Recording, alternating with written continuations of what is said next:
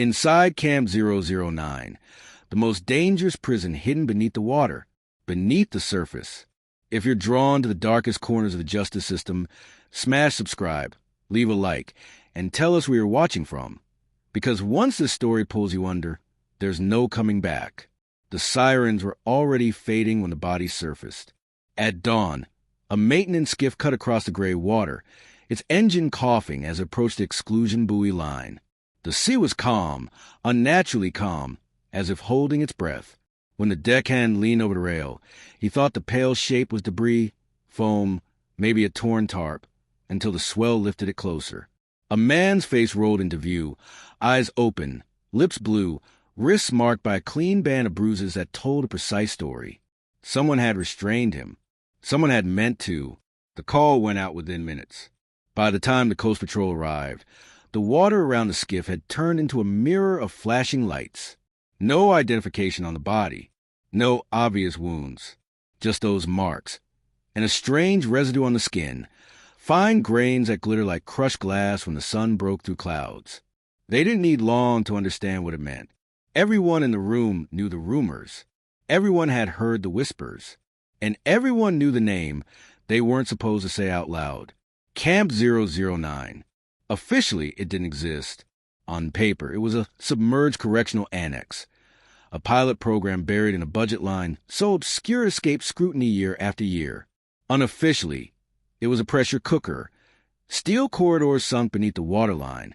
A place designed not just to hold men, but to erase them. No windows. No outside air. No sound except the hum of pumps and the slow, relentless knock of water against metal. The body drifting at the buoy line wasn't supposed to be there.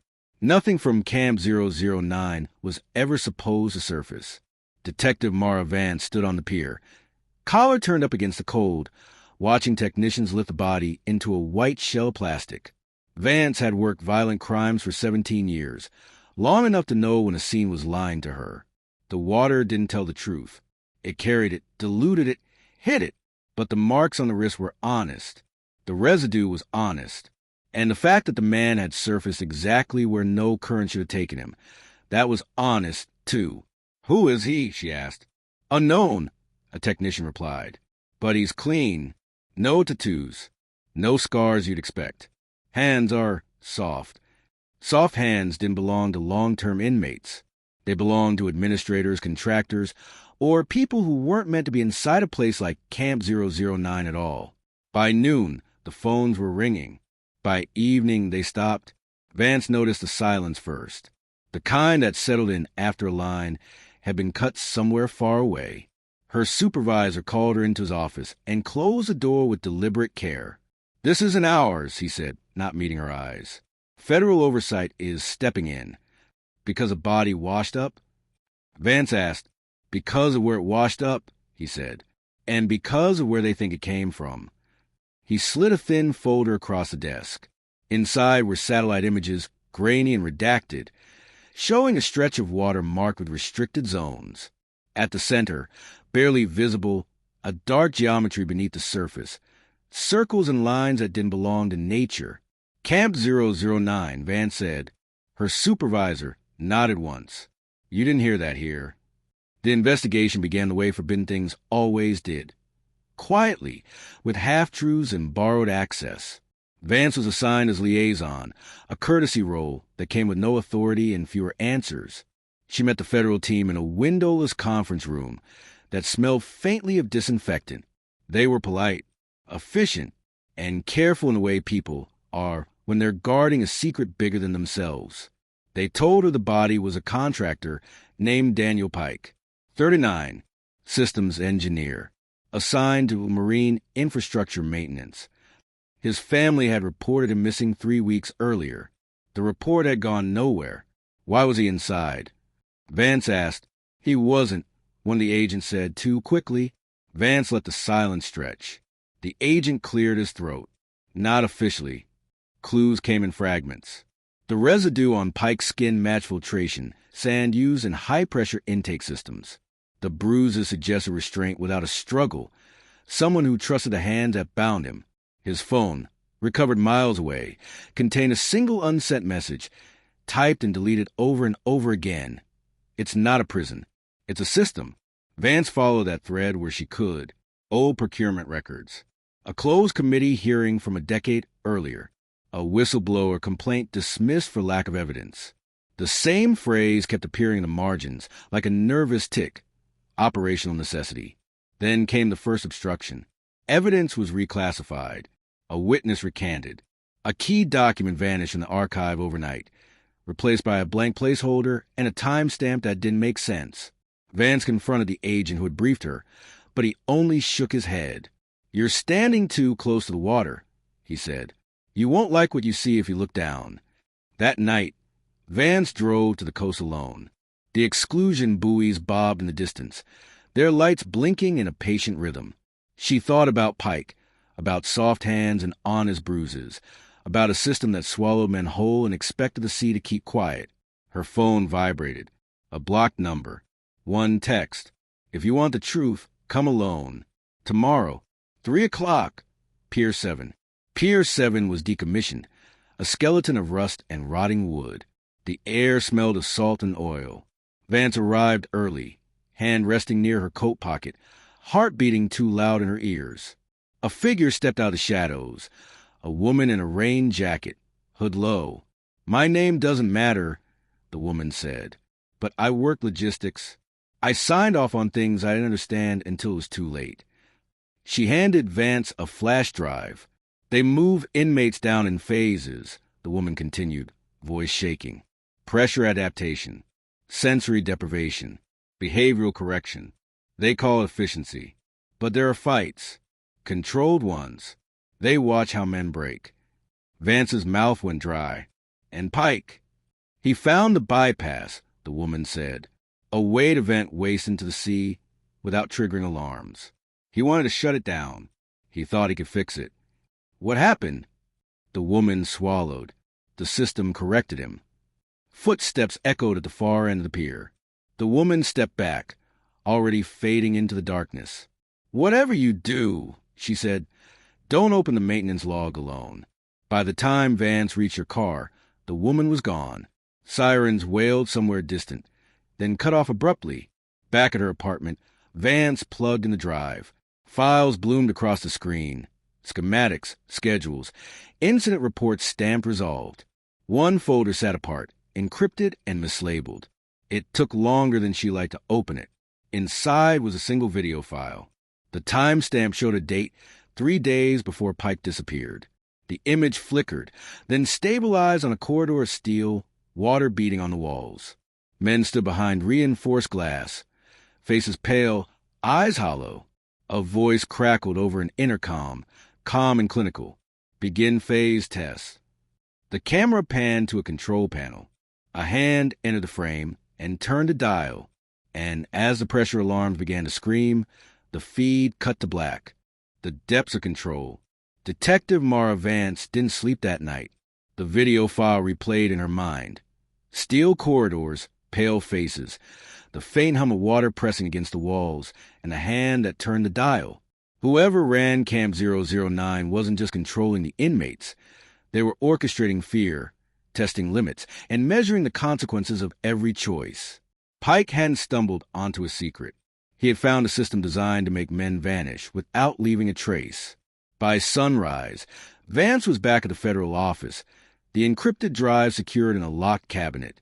Agents were busy reviewing satellite overlays of the submerged facility. The images were deceiving. A seemingly innocuous stretch of water that hid a geometric web of pressure chambers, intake tunnels, and maintenance corridors. On the surface, the sea was calm. Beneath it, an intricate network pulsed like a heartbeat, alive with movement and activity that had never been meant for public eyes. Vance studied the files. Maintenance logs, personnel rosters, supply manifests, all meticulously coded. There were shifts labeled Phase 1, Phase 2, and containment tests.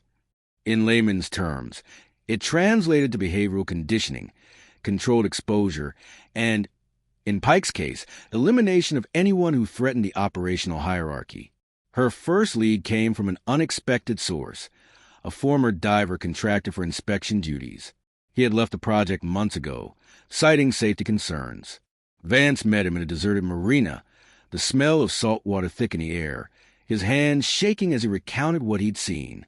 "They told us it was a research facility," he said. "Marine biology, underwater infrastructure, all nonsense. It was prisoners. Real people move in stages.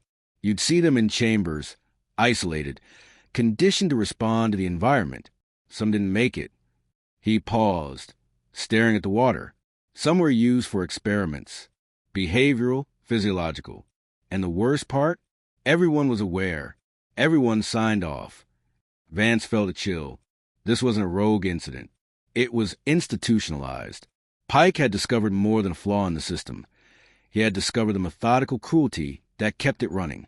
As the investigation progressed, she uncovered more anomalies. Contractor records showed names vanishing from logs, dates shifted, and approvals signed by officials who didn't exist.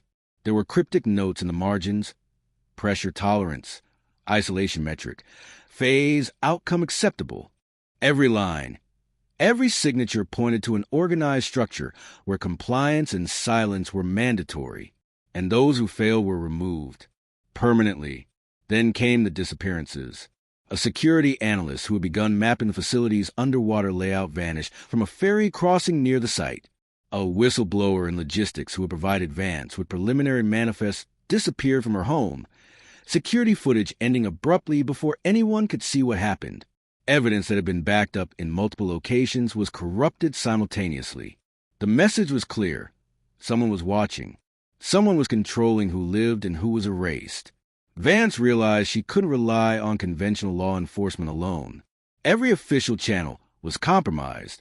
She began documenting everything herself. Screenshots, satellite captures, intercepted communications, and encrypted notes. Each piece formed a puzzle, but the deeper she dug, the more dangerous it became. One night, a coded email arrived from an unknown sender. "They know you have the drive. You can't trust the surface. Go deeper. Look for the intake logs. They'll tell the story no one wants to hear." The intake logs were exactly what Pike had tried to expose. Vance tracked them to a sealed compartment within the submerged facility, accessible only through maintenance hatches and pressure control tunnels. Entering them would mean physical descent into the depths of the prison, a risk most would never take. But she had no choice. To expose Camp 009, she needed proof from inside. Vance coordinated with a technical dive team under the radar, using old blueprints recovered from the encrypted drive. As they descended, the steel hull swallowed light, the hum of pumps and water growing louder with every meter. The dive was treacherous. One misstep, and the currents or a faulty lock could trap them indefinitely. Inside the first chamber, they found remnants of Pike's work. Handwritten notations on laminated boards, detailing schedules, prisoners' responses to isolation, and warnings marked in red: high risk, do not expose. Every line screamed of a meticulous design intended to break the human spirit while preserving plausible deniability. The team moved deeper. Chambers designed for behavioral conditioning were lined with reinforced glass and pressure-sealed doors. Each contained a single occupant, sitting in silence, the faint light from control panels reflecting off their eyes. They were alive, but their expressions told Vance everything she needed to know. Survival here was measured, manipulated, and meticulously recorded. Then they found the intake logs, bound in water-resistant casing and labeled with precise timestamps. They contained the names of every person moved into Camp 009 over the past 5 years. What struck Vance was a pattern. High-profile prisoners, whistleblowers, and those who might have questioned the system were prioritized for the underwater facility. Others were recycled in and out, their movements calculated to maintain order above the surface. And then she noticed a name: Pike, marked as Phase 3, exposure complete. The logs indicated that he hadn't been an accident. He had been the subject of the system's correction, and yet he had survived long enough to be discovered. Vance's stomach tightened. Pike hadn't been a failure. He had been the warning. As the team prepared to surface, alarms began to blare unexpectedly. Vance froze, heart pounding. The dive team signaled frantically. Automated locks had engaged in a section of the tunnel, and pressure gauges were spiking. Someone or something was controlling access remotely. They managed to escape, surfacing near the pier, hearts racing and lungs burning. Back on land, Vance stared at the water, understanding fully that Camp 009 wasn't just a prison. It was a mechanism of control that extended beyond the waves, into the offices, the courts, and the officials who refused to see. But the worst revelation came when she reviewed the intake logs again. Interspersed among the prisoner names were unknown entries, civilians, engineers, contractors, people never reported missing. Some names were crossed out, others annotated with cryptic phrases. No trace. C confirms. Phase reset. The system didn't just hide prisoners. It hid evidence. It hid people. It hid truths that the surface world was never meant to confront. And somewhere, deep beneath the waterline, Camp 009 continued to operate. Vance knew the next step was inevitable. She had to confront the facility's command structure directly. Someone at the top knew exactly how far she had gotten. Someone would try to stop her. And someone had already made sure she understood the consequences. But before she could act, her phone buzzed with a single message from an unknown number. You think you've seen it all? You have no idea. They're watching your every move. The logs are only the beginning. Vance dropped the phone, staring at the message as the wind whipped across the pier. The surface seemed calm, deceptive, like a mirror hiding the nightmare beneath. She realized that uncovering Camp 009 would not just be a matter of evidence. It would be a fight for truth against a system designed to erase it. And somewhere in the depths, Pike's final warning seemed to echo. Survival meant knowing the rules. Exposure meant understanding the watchers. The chase had only just begun. Exposure. If you've been on this journey, hit subscribe, smash that like button, and comment where you're watching from. Because the final truth of Camp 009 is about to surface, and it's darker than anything you've imagined. Detective Mara Vance didn't sleep for 3 nights. Every image, every file, every log from Camp 009 replayed in her mind. She knew she had reached the tipping point. The evidence was irrefutable. The story was ready to be told. But she also knew that exposing it meant challenging forces that could erase her, just as they had attempted with Pike. Her first step was a command structure. Vance coordinated with federal authorities to gain access to the control hub that managed the submerged facility. The hub wasn't glamorous. It was a steel box, half above water, reinforced, monitored by layers of digital security and keycard access. Inside, she found consoles humming, data streams scrolling endlessly, and a wall of surveillance monitors showing every chamber, every corridor, every face trapped below. Then came the most shocking discovery. The control hub wasn't operated by a small team. It was automated, yes, but every decision, every release, every restraint, every phase of behavioral conditioning had been approved in writing by officials who weren't supposed to exist.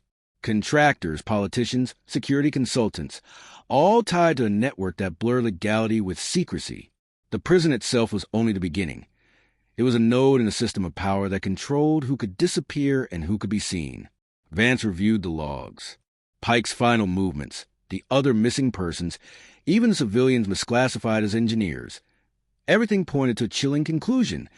Camp 009 was a testing ground. Human lives were data points. Compliance was survival. Exposure meant death or erasure. And yet, someone had leaked the logs. Someone had wanted the truth out. That's when she realized the whistleblower was still in the system, watching her. The messages, the tips, the guidance. They were orchestrated to push her here, to force her to confront the command structure directly.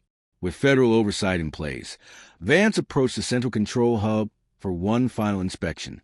The door slid open, alarms quieting in anticipation of remote override. The interior smelled of metal, coolant, and the faint ozone of electricity. The monitors flickered, displaying the faces of prisoners in real time. They were alive, but the strain showed in their eyes. Hollow stares, bodies conditioned to the rhythm of the underwater prison. Then she saw it, a sequence labeled Phase 0. Empty chambers waiting. The files indicated they were for new arrivals. Among them were names she recognized from intelligence briefings, journalists, whistleblowers, investigators. She felt a chill. Camp 009 wasn't finished. It was still operational, still testing. still preparing for the next group of human experiments. She alerted the federal team. A lockdown was initiated, water pumps diverted, and alarms blared throughout the submerged facility. The gates released. The prisoners emerged one by one, escorted to safety. Cameras recorded everything, the evidence impossible to ignore. Then the command hub blared a warning. An override attempt. Someone was trying to re-engage the system remotely. Vance and the team tracked it down to an internal terminal. Empty, yet logged with an access code belonging to a high-ranking official in the Department of Corrections. They had tried to continue the program from the surface. Minutes felt like hours as investigators secured servers, extracted files, and disconnected power. The facility, for the first time in years, was silent. The prisoners were safe. But the ramifications were enormous. Names, dates, procedural approvals, all pointed to a conspiracy of terrifying scope. Vance stood outside as the last prisoner was escorted to the surface. She looked back at the dark water, the submerged steel maze that had held lives in its grip for so long. Justice had arrived, but it had come at a cost. Lives lost, careers destroyed, secrets exposed. Before leaving the site, Vance recorded a statement for the press, a clear and unwavering account of the operations of Camp 009. She made sure it included every detail. The behavioral phases, the intake logs, the whistleblower guidance, and the oversight failures. It was undeniable. The media coverage was immediate and intense. Headlines screamed, "Underwater prison exposed. Camp 009's deadly secret. Federal investigation reveals human experiments in submerged facility, the prison that wasn't supposed to exist." Public outcry demanded accountability. Investigation spread to the highest levels. Prosecutions began, and the world finally saw the extent of the system that had operated in silence. Yet Vance knew the story didn't end there. Some officials had disappeared. Some files had been destroyed, and some prisoners still bore the scars of Camp 009's experiments. The prison might be empty, but the system, the network of control, was far from over. She looked at her phone one last time before leaving the pier. Another message, this time unsigned. "You survived the depths. Share the story. Make them watch." Vance smiled faintly. She had the evidence. She had the story. And now the world would know. So if you made it to the end, don't just watch. Hit that subscribe button, leave a like, and comment where you're watching from. Because stories like Camp 009 aren't just for the headlines. They're for every person who needs to see the truth, no matter how deep it's buried. The water may be calm now, but beneath the surface, the shadows of Camp 009 will haunt anyone who dares to look too closely. And Mara Vance? She's only just begun to uncover the real consequences of what happens when human lives are treated as experiments.